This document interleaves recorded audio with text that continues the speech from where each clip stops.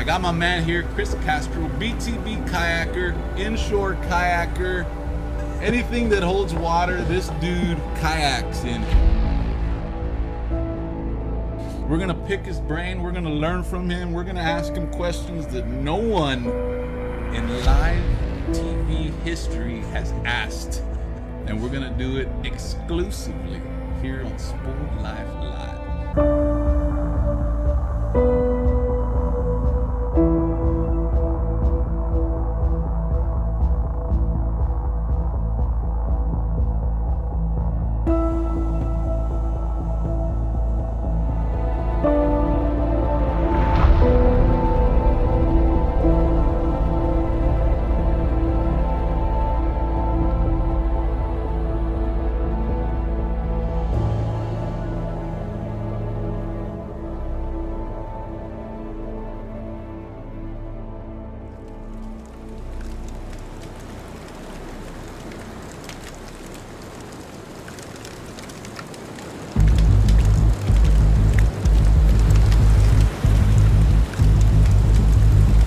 Good to get out there and build some room, find some new territory, discover some new curiosities, and just sort of build from that. I took my tail off, so I just jumped a little juvenile tarpon on a reef. It's pretty amazing to see the amount of interest on taking the autopilot offshore.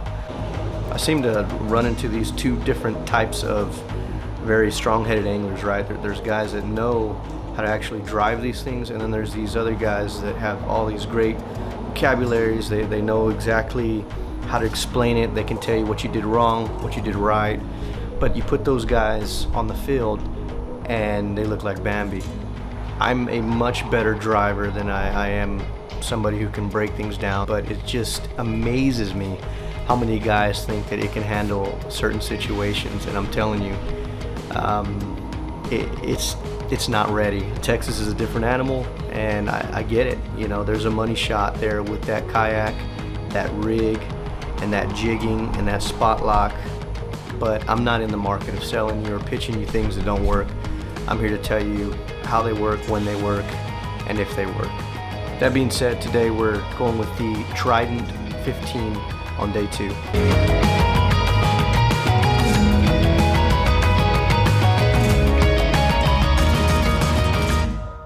So I mean, if you ever get a chance to go back-to-back days offshore fishing, like those are the days you got to really take advantage of. Just a few years ago, my best back-to-back days happened. Doubling to tripling down on kings, topwater kingfish. Carlos Andreu is on, and it looks like a good one. And ended it with a cobia smash. And so, you know, this trip is real similar. Day 2, we decided to peel up way north from that location to see if we can tap into some other territory that I had discovered last year, and to see if we can kind of expand on it and capitalize on some of the larger species that may be hanging around.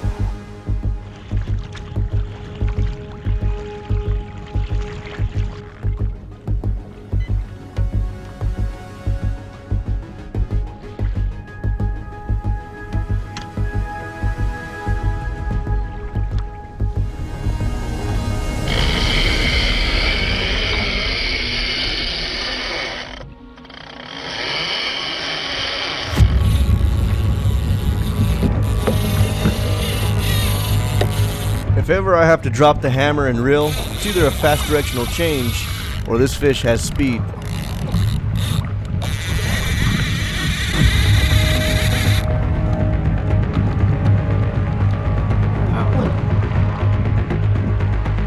Now the line is dumping just like a kingfish would, but its quick direction change initially had me a little confused at first.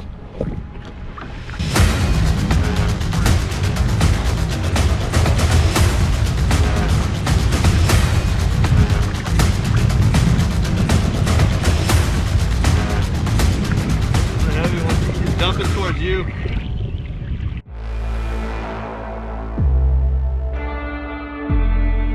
Alright guys, so during our last break on the last episode, we talked a lot about lever drags, all the great stuff I love about them, why I use them. Today, we're going to talk about spinning cast. offshore. What do I think about them? Do I like them? Do I use them? The answer to that is I actually love them. So, quick backstory. Ray Del Mar 2019, that one right there is a biggest Spanish mackerel. I'll tell you a little story. Without this setup, would not have won that. And here's why. So these are the pluses of a spinning cast offshore. This is a Tsunami Shield 5000. It's pretty much water resistant. It's perfect for a kayak. And again, I'm not here to pitch you this reel, but one of the reasons that I do use it is because I can leave it exposed. If you guys watch some of my surf videos, sometimes I can't put all my rods stowed away and I have to leave some of them out. I've taken a little bit of criticism on that, especially from some of the Florida footage from a few years ago. You know, I had a couple of setups and they're like, wow, well, those are ruined. They weren't ruined, they actually still work, had them cleaned right away. This Tsunami Shield, don't have to worry about it. It actually is water resistant just enough to where, honestly, man, 3 years and it's still moving like butter. Where this comes into play for me, this is my quick run and gun reaction casting setup. I don't carry a lot of spinning reels, but I do have at least one of them with me at all times. The reason for that is because sometimes here in the Texas coast, we get these really quick flurries of bait balls, and they're sort of gun shy at times. So like you can get a big school of Spanish mackerel come up, hammer, hammer, hammer, and then go. During the 2019 Ray Del Mar, this is the only setup that I could actually react quick enough to make a quality cast and hook up on a massive, massive Spanish mackerel, enough to take the division for the entire tournament. So, do I love them? Yes. Now we talked about the whole, you know, fine tuning and stuff and the qualities of that lever drag. You still have good qualities here. This is my, like I said, run and gun, quick reaction setup. I always have a spoon that could sort of also be translated into a jigging scenario. So like a Tsunami Slim Wave is a perfect example. Change that hook out though to a 4X is what I would recommend. And you know, that serves two purposes. You can jig with it, vertical jig with it, or just make these long, quick, distant casts when the fish are just kind of like here and there, right? So you need something quick, you need something to basically react to as quick as you can. This is gonna be a setup that I use. This is why I love spinning reels. I just don't carry any more than 2 of them. At the most I will have 2, but for sure I always have 1 spinning reel. If you guys have any questions about offshore spinning tackle, such as this one, comment below. I'll be more than happy to answer it. Let's get back to the action.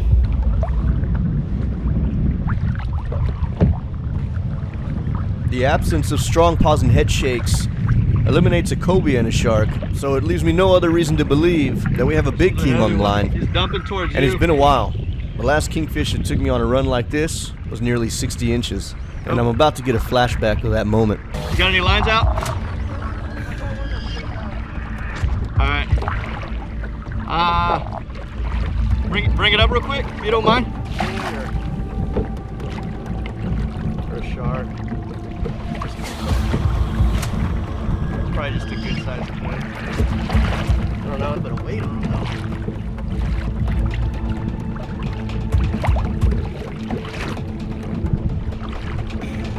What do you think?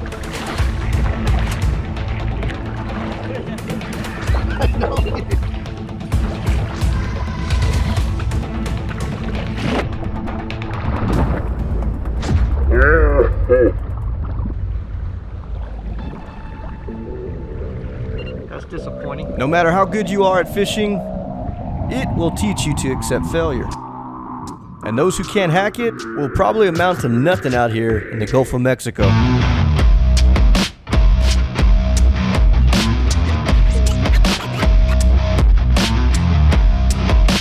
It's no secret that the kayak fishing world is evolving. And if you're wondering how in the heck I'm moving forward without a stroke of my paddle, that, my friends, is the Bixby Jet. And let me tell you, it's pretty nice to sit out there, not lose any ground, retie, and sit there and just kind of guide around with my foot pegs.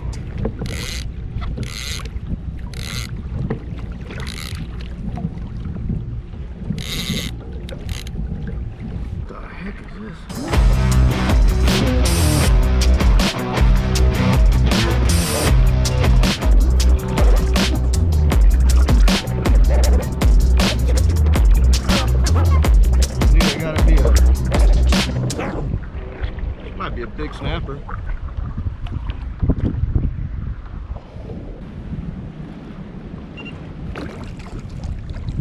decent one.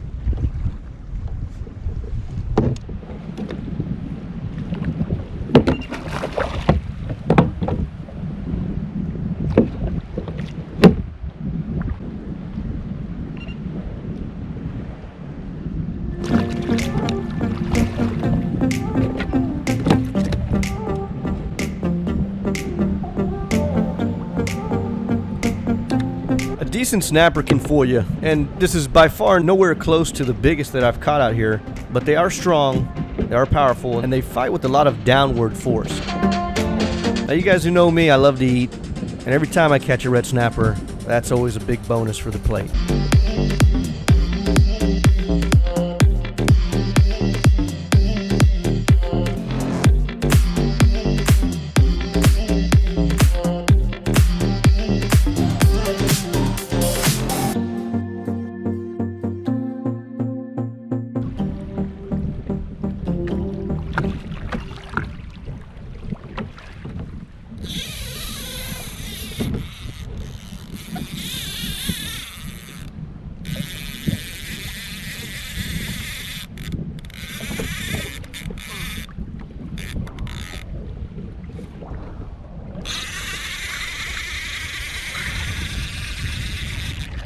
Oh, buddy.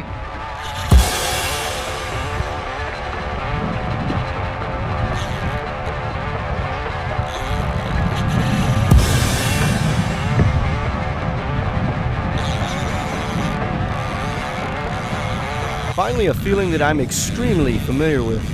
And after losing the first fight, I can't help but to think that this is my moment for a little bit of redemption.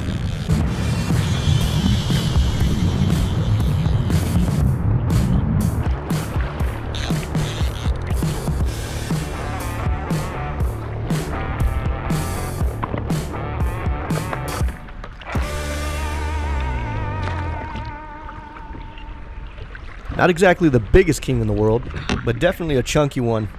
And the funny thing about these guys is sometimes these smaller, stocky, bulldog-looking kings actually fight a lot harder than some of the longer, narrow ones.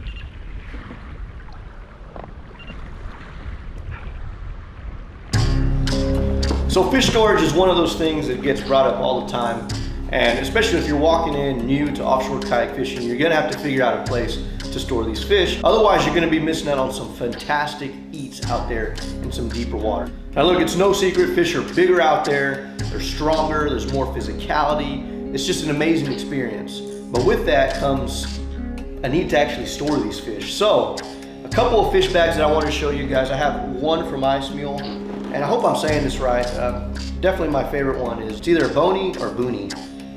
I don't know. But at any rate, they're both insulated bags. Just wanted to show you guys that so that you all know that, that's gonna be a hurdle, right? That's one of the things that can be easily forgotten. And you know, you're not stringing your fish. You do need to properly store them, put them on some ice quickly, and don't just let them sit there on top of your hole, baking, bleeding. All that is gonna go through your scupper holes, and you're gonna be calling the tax man in no time.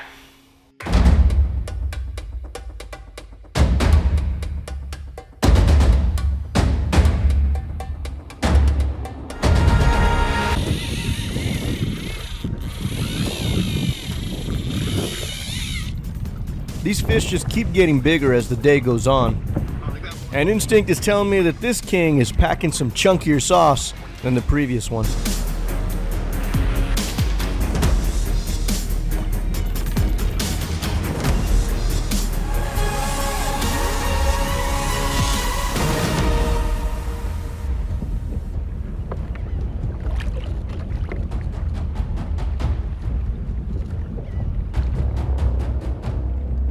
Fish finder bent, slime everywhere, a gaff shot that's caught in between the skull, and probably a photo that most photographers would want to clean up. The true story of offshore kayak fishing is not a pretty one, and as long as I'm out here filming, it will never be pretty, but it will be real, always, my friends. Thank you for watching Next Level Fishing TV.